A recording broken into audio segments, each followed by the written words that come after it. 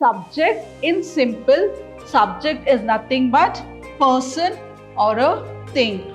If the subject is singular, then the verb also should be singular. A number of questions were asked in the interview. How does subject and verb that agrees with the statement?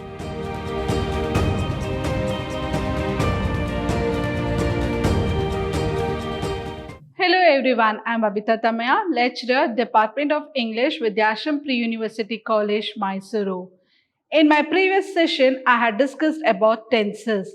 As you all know, there are 12 tenses. So which are the 12 tenses? The 12 tenses are simple present, present continuous, present perfect continuous. Simple past, past continuous, past perfect continuous. Simple future, future perfect, future continuous, future perfect continuous.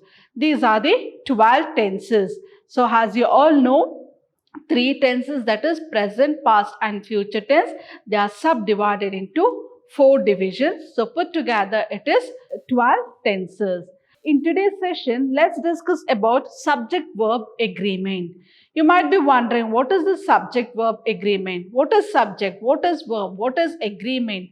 Agreement, is it something related to law and order or something related to properties? Let's see what is subject-verb agreement in today's session. So what is subject? The subject of a sentence is the person or thing. The subject of a sentence or in a sentence is the person or thing doing the action or being described. What is the subject? Subject in simple, subject is nothing but person or a thing which they are doing the action or something is described. So as you all know, it's simple to say that subject is nothing but a person or a thing in a sentence where the action is done or where something is described. For example here, Kushal won the race. So here, which is the subject? Kushal is the subject. Won is the verb. As I've told you, person and the verb, that is the action word. So in the first sentence, we have the subject and the verb. So in the next one, Kushal is a handsome boy. So when I say Kushal, Kushal is the subject and is the auxiliary, that is the helping verb. Handsome boy is the complete sentence. So here the action is done. Here it is described. The action is he has won the race. Kushal has won the race. In the next sentence, he is Kushal. They are describing Kushal, saying that he is a handsome boy. So what is subject? Either sentence, a person or a thing where the action is done or being described. That is known as subject. Now let's see what is verb. How does subject and verb that agrees with the statement? What is verb? Verb is a word that shows an action. As you all know, verb is an action word. So it means to say that sing or singing, teaching, dancing, writing. All these things are action word known as verb. Occurrence or state of being or exist, which develops. Occurrences develop or being exist. All these things are there in the verb. Almost every sentence requires a verb. So it is very important. Every sentence will have a verb. So it might be a noun, pronoun, common noun or a compound noun, whatever it is, but every sentence, almost most of the sentence have a verb. Moving on to the next one. What is agreement? How does the subject and the verb agrees with the statement? Let's see here. Subjects and verbs must agree with one another. It means to say that both subject as well as the verb, it must agree with one another in a number, whether it's singular or a plural. For example, the subject and the verb that has to agree with one another with a number, whether it's singular or a plural. It doesn't make any difference. singular or plural, but it has to agree with subject and the verb. Thus, if a subject is singular, its verb must be singular. Keep this in mind. This is very important. If a subject is singular,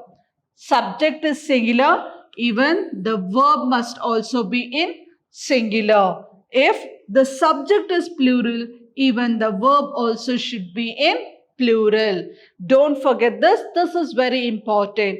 If you make a mistake here, the complete sentence goes wrong. If the subject is singular, then the verb also should be singular. If the subject is plural, then the verb also should be plural. Let me give an example here to make it simple and easy. For example, he is dancing.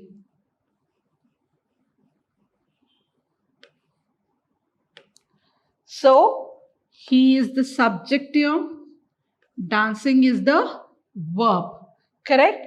He is the subject. Dancing is the verb. So, I'm talking about single person, single thing. So, when I talk about single, even the verb agrees here that the statement also should be singular. That is the auxiliary verb. Auxiliary, the helping verb also should be in singular. When the subject is singular, the verb, the helping object should be in singular. Now, if I make the same sentence and I'll change the subject here. Instead of he, I'll write they. So, what will be the auxiliary verb? Because I've used the plural word here, they. So, when I use the plural word they, can you write it as they is dancing? No, it goes wrong because when the subject is plural, the verb also should be in a plural. So, they are dancing. So, subject and the verb that agrees with the statement. So, always keep this in mind. When the subject is singular, the word also should be in singular. When the subject is plural, the word also should be in plural. So, subject and the verb, when they agrees with one another, whether it's singular or plural, then the statement is complete. So, here you have an example. There are a few examples here. Let's see how to use the words given in the brackets. Fill in the blanks with the verbs given in the brackets. The words are given in the brackets. You need to read the sentence completely and then fill the correct word or the correct verb there. Every seat in this bus dash a number. Every seat in the sense here I am talking about each and every single seat. So when I talk about single, as I told you, when the subject is single, the verb also should be in a singular form. So every seat in this bus has a number. The next one, all seats in this bus dash numbers. So here I spoke about a single seat, every seat, each and every seat. When I speak about single, the verb also should be singular. Now I am talking about all the seats in the bus. I am talking about the plural. When the subject is plural, obviously the verb also should be plural. So it is have. When the subject is plural, verb also should be plural. All seats in the bus have numbers. One of my friends dash visiting me this evening. So here when you see this sentence, most of the students make mistake here and most of the people also make mistake by looking into this sentence. See here, one of my friends, talking about friends. Here, friends, this is in plural form, right? But what I'm saying, one of my friends, there are many friends around you. There are many relatives around you. but you're talking about only one friend among them. You're not talking about all the friends or all the relatives. You're talking about only one friend among them or one relatives among them. So when you speak about one person, again the verb will be in singular. So one of my friends is visiting, because I'm talking about one person among the friends. Any one person is visiting me this evening. Next, a number of questions. Again here, make a mistake. Number of questions dash asked in the interview. So here the very closest subject is questions, talking about the plural. So you'll use the verb were. A number of questions were asked in the interview. The crowd dispersed by the police. Again, the crowd is only one. The crowd was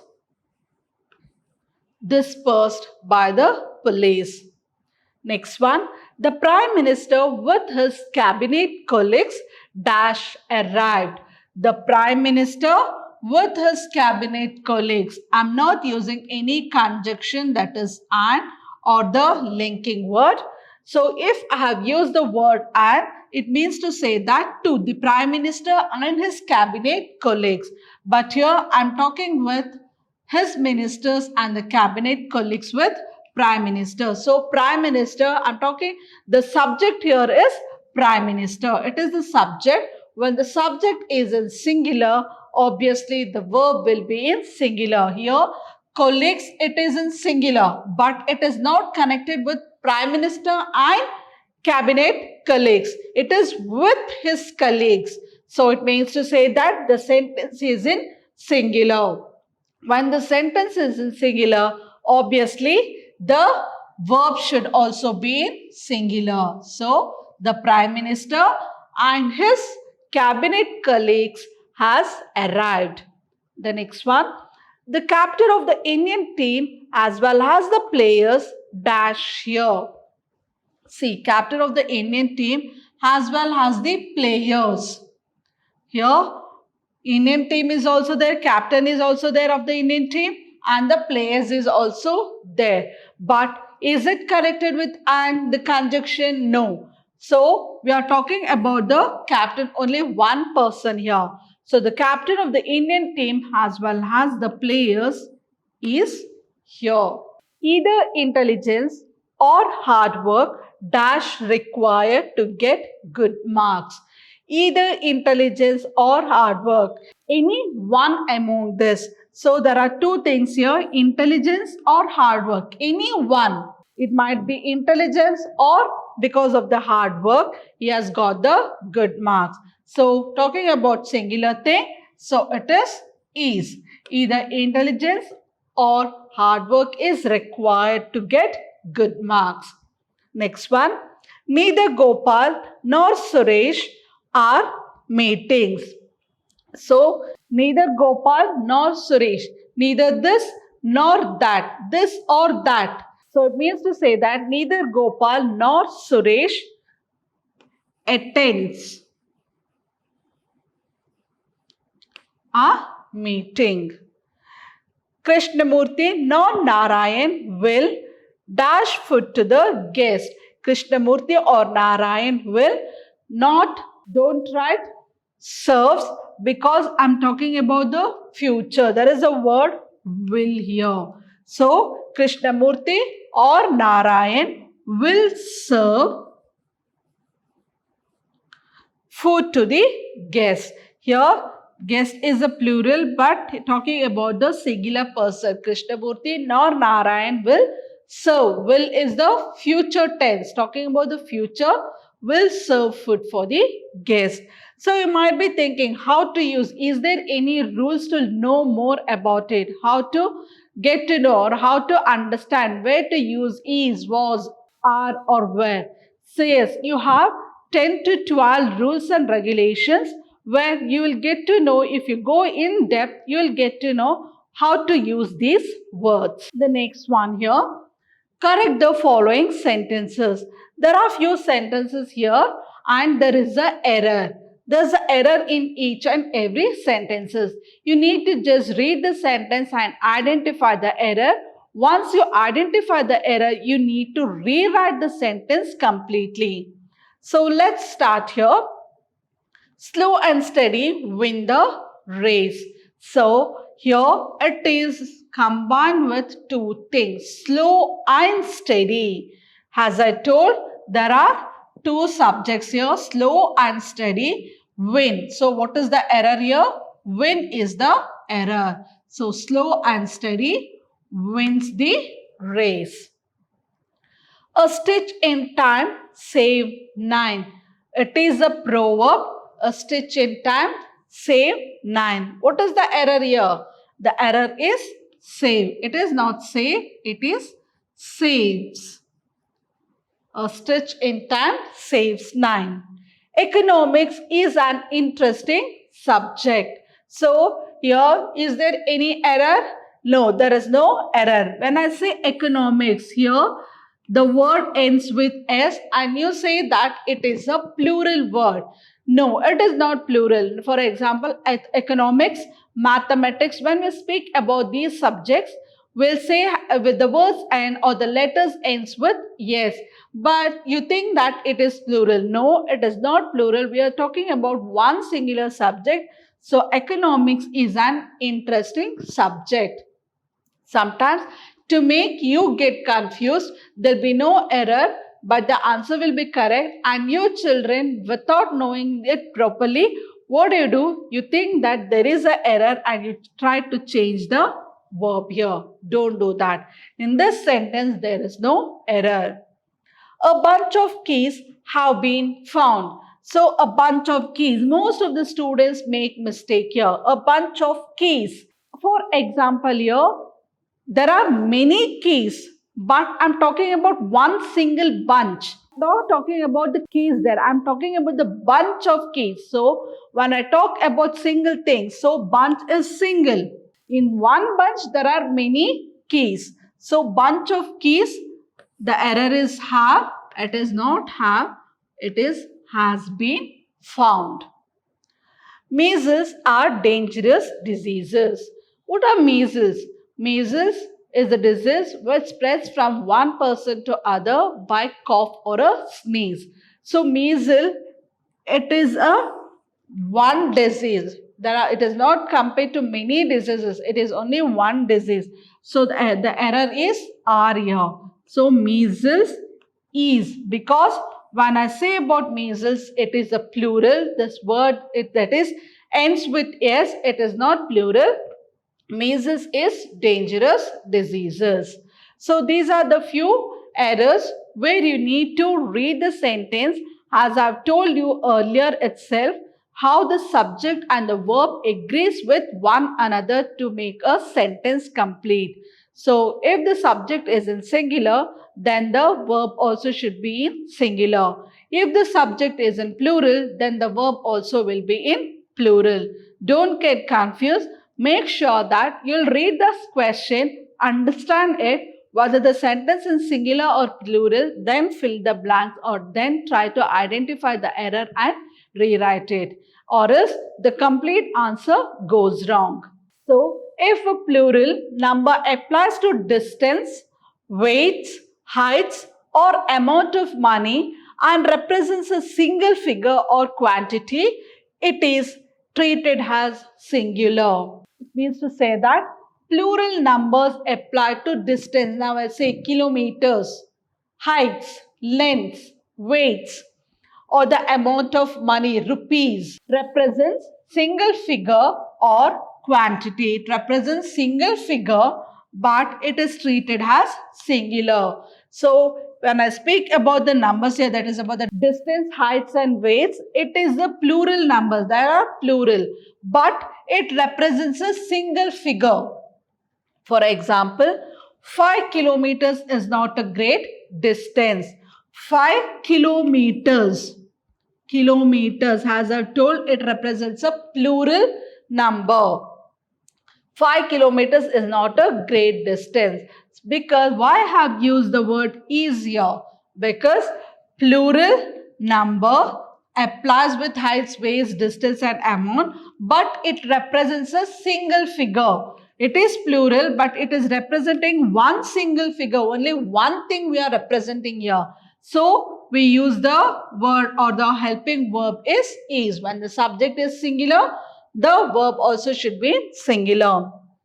Every, one, either, neither, may, a, one of, etc. takes a singular verb. Even all these words will also take a singular form, that is the singular verb. When you see all these words in the question paper, the very next thing what are you going to do is you will use the singular verb, because the subjects will be singular, either he or she. So what happens here? It means to say that we are talking about singular thing. So when we speak about singular subject, the verb also should be in singular.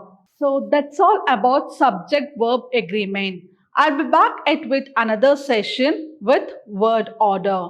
Until then, take care. Bye-bye. Have a good day. Thank you.